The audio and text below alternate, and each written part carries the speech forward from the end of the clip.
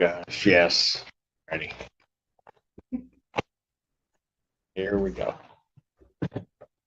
Court does call the case. And here we go, the opening bell. Notice how formal and serious this sounds. But don't be fooled.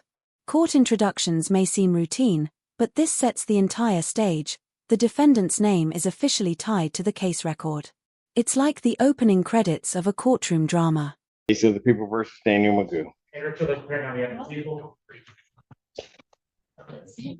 A second.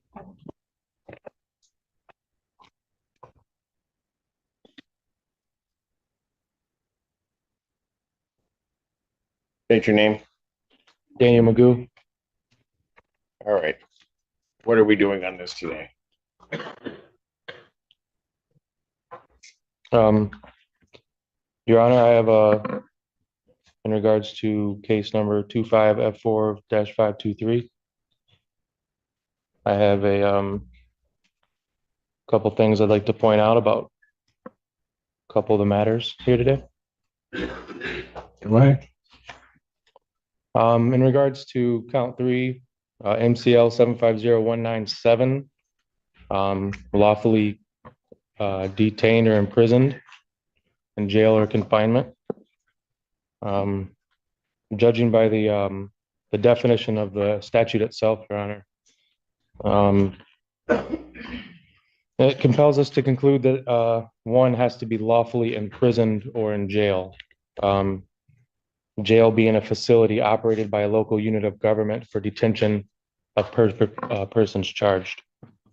At this location, defendant was located in a hospital and not a confinement by government agency or jail. So I'm requesting that. Whoa, did you catch that? The judge just denied a dismissal motion right out of the gate. Here's the thing, dismissals at this stage are extremely rare. Courts almost always push cases forward to a preliminary exam where evidence can actually be tested. Did you think the judge made the right call here, or should weak charges be tossed immediately? That charge is invalid on That were its going to face. be addressed. That would be addressed at the preliminary examination, sir, as to the sufficiency of the charge. So if you're making a motion that I dismiss it at this point, that motion's denied. Okay. Further in count 2 and count 1, actually, Your Honor, both of these were, I don't know the procedural process or when it should get raised, but both of them are Fourth Amendment violations.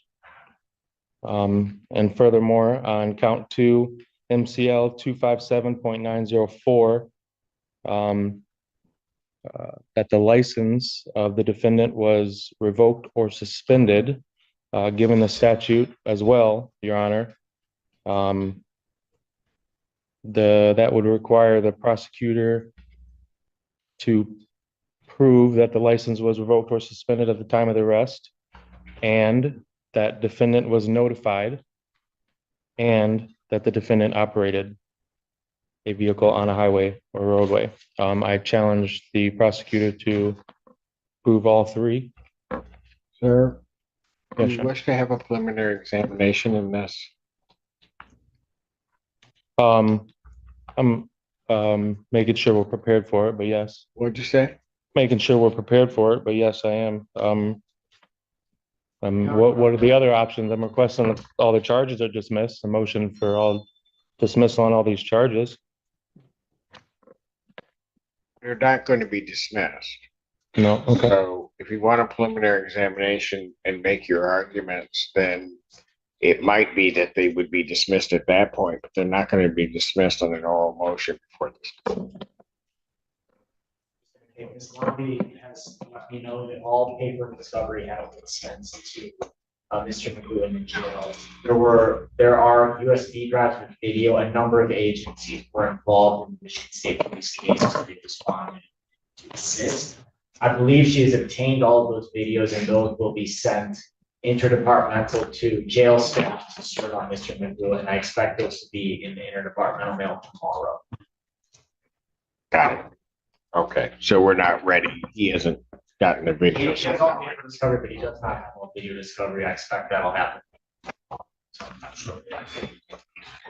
So, Mr. Magoo, are you going to have an objection to an adjournment so that you can see all of the discovery that they have prior to setting this for preliminary examination? Your Honor, I didn't know what hearing I was prepared for today. I was preparing to cross-examine the officers today, with or without the video evidence. So, given that, that's not the case and the officers are not here, I would like a speedy trial. I would like to invoke my right to All a right. speedy So trial. you want your preliminary examination. Those are coming down to the jail to him. Yeah, I expected you would have him early next week, so if the court follows its normal setting for preliminary examination, I would expect. I would set it for the 19th and then Have him in well. he'd have them well in advance, and I guess I'll do it that way. Prior to setting the preliminary examination, as being a critical process, a couple of things that the court wants to do. Mr. Magoo, starting in case ending in 0979. Mr. Magoo, you are before the court on a felony complaint that alleges 4 different counts, or 5 different counts, excuse me, fleeing and eluding 4th degree, which is a felony punishable by up to 2 incarceration, $2,000 fine plus court costs. Count 2 is operating an unregistered vehicle, which is a misdemeanor, punishable by up to 90 days. Operating without security, which is a misdemeanor, punishable with not more than 1 year or less than a $200 nor more than $500 fine plus court costs. Count 4, operating while license suspended, denied, and or revoked. That is a misdemeanor, punishable by up to 93 days. $500 fine plus court costs, and your vehicle would be subject to immobilization. Count 5 is refusal to obey a lawful traffic order of a police officer. That's a misdemeanor, punishable by up to 90 days, $100 fine plus court costs. Those events are alleged to have occurred on July 3rd, 2025, I-94 near Parker Road in Scioto Township. That is on the one case. On the other case, which is a 3-count complaint, that 3-count complaint alleges that on March 27, 2024, location of Dexter near Arcona in the city of Milan, Washtenaw County, state of Michigan, that you did operate a motor vehicle while intoxicated. That's a misdemeanor, punishable by up to 93 days, $500 fine plus court costs. There is, however, a third offense notice, which transforms this into a felony charge. It's punishable by up to $500 to $5,000 fine plus court costs, 1 to 5 years in jail, probation with 30 days or 1 year in jail, or at least 48 hours to be served consecutively, and 60 to 180 days community service, any rehabilitative programs the court deems necessary. Court could order you to pay the cost of the prosecution, as well as the cost of any emergency governmental services, and your vehicle would be subject to mobilization. Count 2 is operating while your driver's license was suspended, denied, and or revoked. That's a misdemeanor, punishable by up to 93 days in jail, $500 fine plus court costs. Count 3 is lawful escape from custody, or escape from lawful custody, excuse me. That's a misdemeanor, punishable by up to 1 year, $1,000 fine plus court costs. Mr. Magoo, yeah, I would just ask, do you still wish on representing yourself, sir? Your Honor, I will. I have requested assistance, given that I am incarcerated and I have no way to. You wish to be represented by an attorney, sir? I would like legal assistance.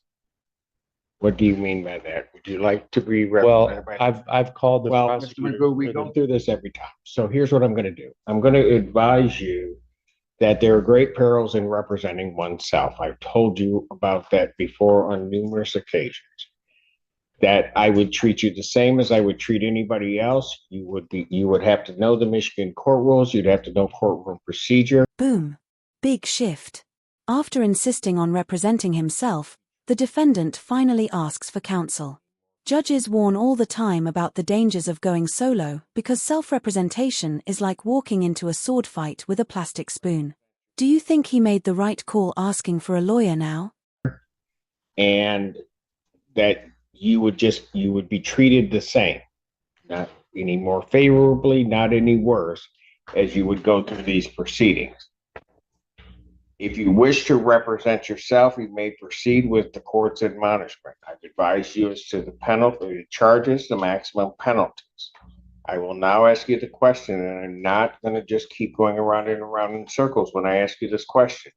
Do you wish to be represented by counsel? If you wish to be represented by counsel, this court will ensure that counsel is appointed to represent you. If That is a yes or no. I would like legal assistance, yes, Your Honor. I'm going to take that as your request for counsel, is how I'm going to take that. And so these two cases now become public defender cases. Thank you, Judge. Torsia Feaster, Assistant Public Defender on behalf of the defendant. I believe Your Honor has already agreed to set it for examination. I will he's asked for examination in the case, and so I will set these for preliminary examination. Okay. Well, Your Honor, I would ask, given that one of these cases, in regards to the March 27, 2024 case, there is an undue delay. It's been over, I think, 390 some days since the warrant was requested, and this triggers due process violations under U.S. versus Levasco, People versus Bassard, People versus Rosengreen, and procedural unfairness, Sixth Amendment violations. And I do request that the prosecutor provide provide information in regards to the three-pronged test under People versus Hernandez. One of them, first test being the explanation for the undue delay for 390 some days. The second part of that test being to prove that the delay was not deliberate. And then the third part of the delay or the prong test is to make sure that there was no undue burden on or prejudice on the defendant. And in that regards, Your Honor, I also am requesting that I do have due process 14th Amendment rights as well as 8th Amendment rights. And a lot of these are facially invalid. A lot of these charges are facially invalid. And I'm just requesting that the court grant a personal reconnaissance on my behalf. And for both of these charges, being that we're looking at really just misdemeanors, $500 misdemeanors. So I think he's requesting, Your Honor, amend his bond, and he's requesting the release, Your Honor, PR bond. A response from the people regarding his bond. People would ask the bond to continue, and he also at the bench failed to appear before the judge's place. So Yes. that warrant would also hold up with respect to the other. I'll wait. There are pleadings filed by the public defender's office. Our office will respond to that. And I guess my one remaining point would be, with the court's appointment to Eastern the Public Defender's Office, I will make sure that the digital discovery that I referenced is served on the Public Defender's Office. Yes. Thank you, Judge. We will review that with our client once we receive it. So he's asked for a preliminary examination, and I realize where this may be. My understanding is that he is still being held, regardless of what the bond would, in this case, he's being held without bond in Judge Slay's case. That's my understanding. That his bond has been denied. So That's what I would Mr. Choda said. in any event, but also given the fact that one of the charges is the escape from lawful custody, that in and of itself, in this court's mind, makes the defendant a danger for a risk of flight. Also, the nature of the charges, the fleeing and eluding police officers, as well as the operating while intoxicated, now at least alleged his third time around, also this court's mind the defendant, this court would consider a danger to the public. So the extent that he is asking that I modify his bond conditions in his bond in this case, I have, that motion is denied. Bond will continue as it is. Your Honor, I have a 14th Amendment due process to the presumption of innocence. And, I understand the presumption of innocence. well, and a lot of these are April facially 26th. invalid, Your Honor. Excuse me? A lot of these charges, especially the lawful custody, escape from lawful custody, it's facially invalid. I was at a hospital, not a jail. If you were under the custody of the Washtenaw County Sheriff's I was Office, not. I understand. I was not. Or custody of. I was dropped off at the hospital and they later tacked on And charges you know just what? like the fleeing and evidence eluding will charge. Not meet that out. And that if that's true, and the people can't sustain that element, then the charge will be dismissed. But I'm not dismissing it upon your representation today. Thank you very much, Judge. Preliminary examination in this matter will be set August 19th, 2025, 12 noon. That is before me on that date for both of these cases. I will apprise the parties also that one of the, I will call. Yikes. The judge just called the defendant's civil filing against him frivolous.